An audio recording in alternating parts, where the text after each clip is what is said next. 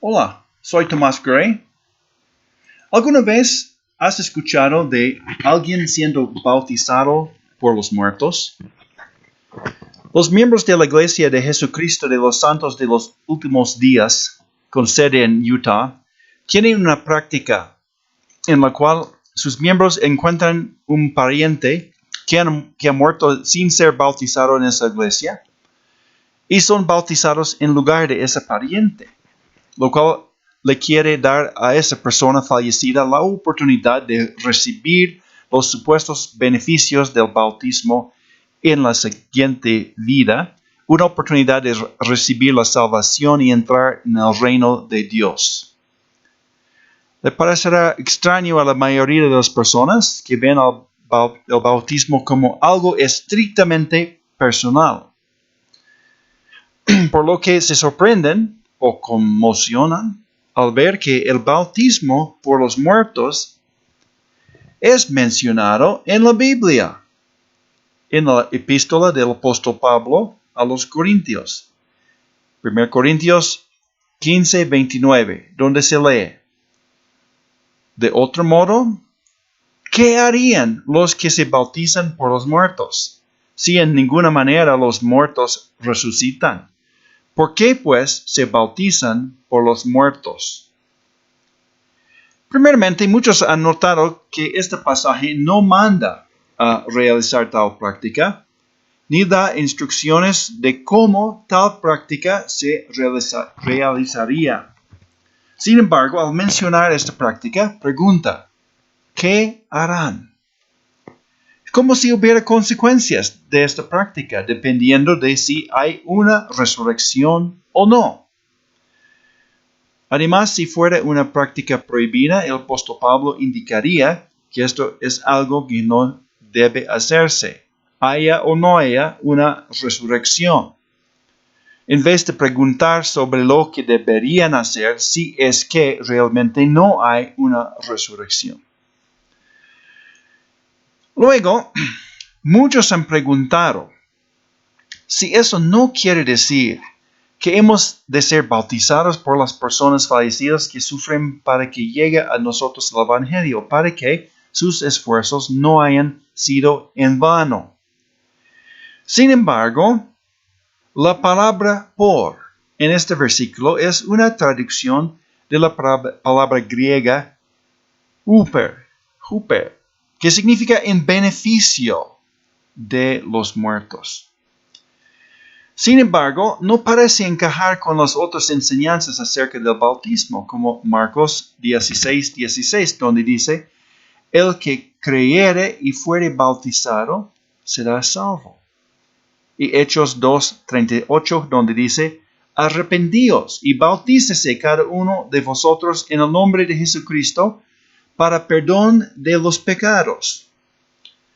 Estos versículos y otros asocian el bautismo con el arrepentimiento y el creer, lo cual no encajaría con un bautismo para salvación en representación de una persona fallecida que puede no haberse arrepentido o haber creído por sí misma. Me convencí de que debe haber una explicación mejor para este asunto del bautismo por los muertos, por lo que lo busqué en la Biblia. La explicación puede verse a simple vista una vez que dejamos de añadir nuestras suposiciones a algunos textos y de ignorar otros textos. Cuando vemos Hebreos 6:2, vemos que hay una enseñanza o doctrina de bautismos plural que se considera como fundacional, no como algún misterio esotérico. ¿Por qué entonces suponemos que Pablo se estaba refiriendo en 1 Corintios 15:29 al bautismo en agua o en el bautismo para la remisión de pecados? ¿No vemos varios otros bautismos siendo mencionados, dada que es una enseñanza tan fundamental? La respuesta es sí, los vemos.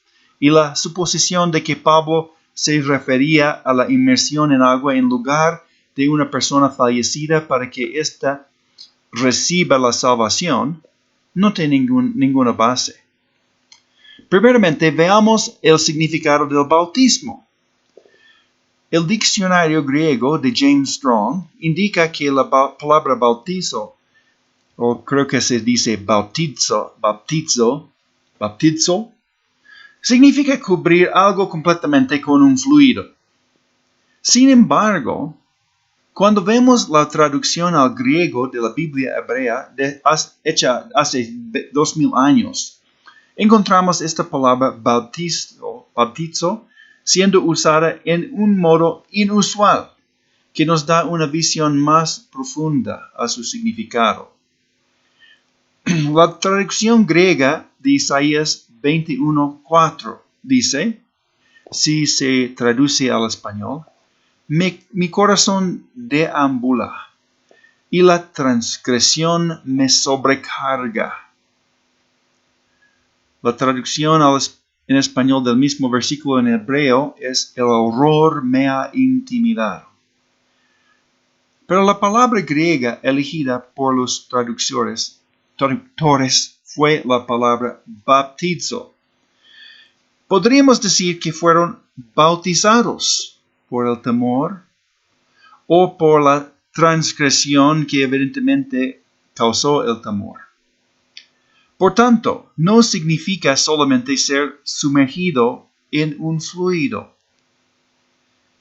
En la misma epístola a la cual referimos antes, 1 Corintios, hallamos en el capítulo 10, versículo 2, otro ejemplo de un bautismo, que dice, y todos en Moisés fueron bautizados en la nube y en el mar.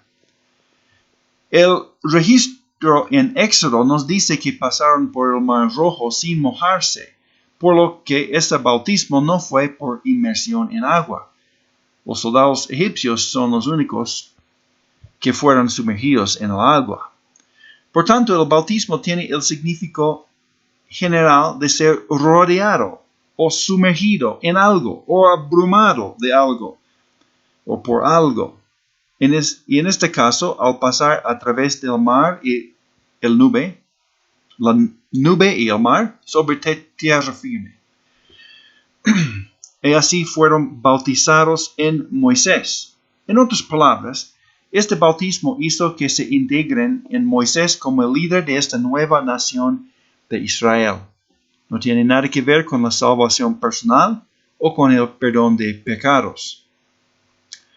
Ahora que estamos observando una idea más amplia del bautismo, podemos ver los evangelios y encontrar otros bautismos. La primera es el bautismo, el primero es el bautismo de Juan con agua, como se menciona en Juan 1, versículo 26 y 33, y en Mateo 3, 6 hasta 8 y 11. Este bautismo involucraba ser sumergido en agua por Juan como parte de la confesión de los pecados y arrepentimiento. Mientras Juan bautizaba a la gente que venía a él, hablaba de Jesucristo, el cual bautizaría con el Espíritu y con fuego. Estos son otros dos bautismos. El bautismo con el Espíritu Santo siendo inaugurado el día de Pentecostés, como se registra en Hechos 2, 3 hasta 4, y continuado de manera individual, como se explica en 1 Corintios 12, 13. El bautismo con fuego aún está en el futuro, en el juicio, como explica Juan en Mateo 3, 12. Entonces, ya podemos ver varios bautismos distintos, pero Jesús se refirió a uno o dos más en sus comentarios a sus discípulos. En Lucas 12:50, Jesús expresó su angustia de este modo. De un bautismo tengo que ser bautizado, dijo. ¿Y cómo me angustio hasta que se cumpla? Espera. Jesús ya fue bautizado por Juan en agua antes de eso, cuando el Espíritu Santo también descendió sobre él y la voz vino del Padre, como registra Lucas 3, 21 a 22. Por tanto, este bautismo que Jesús anticipa era otro bautismo y era mucho más traumático que ser sumergido en el río Jordán. Debió de estarse refiriendo a su pronto sufrimiento y crucifixión, de modo similar al horror por las transgresiones que sobrecargó a Isaías. En Marcos 10, 38 a 39, Jesús le dijo a Santiago y Juan que ellos serían bautizados con el mismo bautismo con él, que él era bautizado. Como todos ellos habían ya sido bautizados con el bautismo de Juan, esto debe estarse refiriendo a otro bautismo que Jesús había recibido en ese tiempo, pero que ellos no habían recibido todavía. Esto puede estarse refiriendo a las experiencias de Jesús en sus tratos con la gente de Israel o tal vez con sus sufrimientos que ya habían comenzado. Sea lo que sea este bautismo, muestra otro ejemplo adicional de los muchos bautismos que existen. Entonces, cuando vemos 1 Corintios 15, 29, no tenemos razón para aislar un bautismo específico y decir que este es el que hacemos por el beneficio de los muertos. En realidad, tenemos buena razón para afirmar confiadamente que el bautismo por los muertos no es el bautismo por la remisión de pecados, por la naturaleza personal de ese bautismo, que va de la mano con el arrepentimiento personal y la fe. Además, creo que en Hebreos 11, 39 a 40 se nos explica en qué consiste este bautismo por los muertos. Muchos de Hebreos 11 nos habla, mucho de este capítulo, nos habla de muchos hombres y mujeres notables en la Biblia, muchos de los cuales hicieron obras poderosas a través de la fe, mientras otros sufrieron grandemente por permanecer fieles a Dios.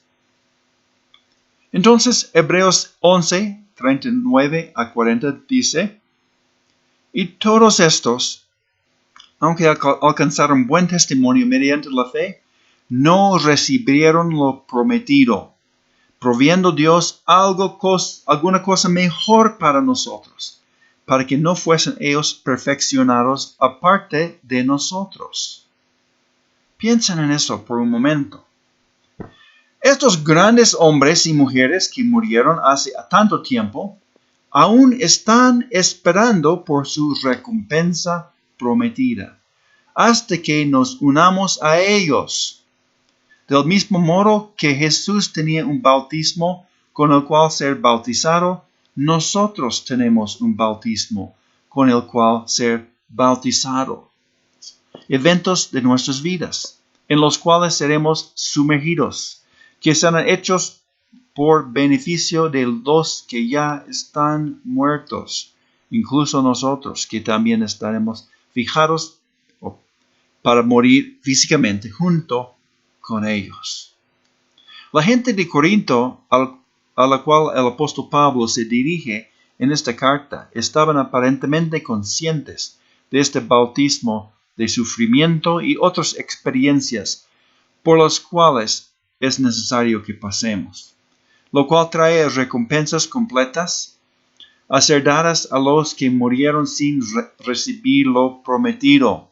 Entonces, cuando se cuestionaba la resurrección, era natural preguntarles acerca de lo que se lograría por los que eran bautizados por los muertos. Si los muertos no serían resucitados, este bautismo no tendría ningún sentido. No habría recompensa como fruto de toda su obediencia y sufrimiento. Con este concepto en mente, es fácil entender por qué este bautismo se menciona sin ninguna explicación de cómo debe realizarse, es porque este bautismo es algo que recibimos en nuestras vidas. Ya nos ha pasado y continúa pasándonos. Y Dios está a cargo de asegurarse de que sea completado. Colosenses 1:24 nos da la perspectiva del apóstol Pablo en sus propios sufrimientos. Ahora me gozo en lo que padezco por vosotros, y cumplo en mi carne lo que falta de las aflicciones de Cristo por su cuerpo, que es la iglesia. Hay aflicciones de Cristo que aún no han sido completadas y que son para el beneficio del cuerpo de Cristo. Cuando Jesús le dijo a Santiago y a Juan que serían bautizados por el mismo bautismo que él era bautizado, yo creo que estaba refiriéndose a este hecho. Ha sido necesario en el plan de Dios que los hijos de Dios participen en los sufrimientos de Cristo, como también se afirma explícitamente en 2 Corintios 1:7 y en 2 Pedro 4:13. Es posible que esta doctrina de compartir en los sufrimientos de Cristo no encaje con una teología sistemática de algunas personas. Tal vez por esto lo ignoran, y al ignorar esta enseñanza básica de la Biblia, han empezado a ver a 1 Corintios 15:29 como un versículo problemático. Y así, esto abrió el camino para que la Iglesia de los Santos de los Últimos Días de Utah presenten su propia interpretación y lleven a muchos a creer que esa iglesia es la única que sigue ese versículo de la Biblia. ¿Qué tal si solamente aceptamos lo que dice la Biblia, como lo dice, y evitamos los problemas y la confusión? Gracias por tu atención.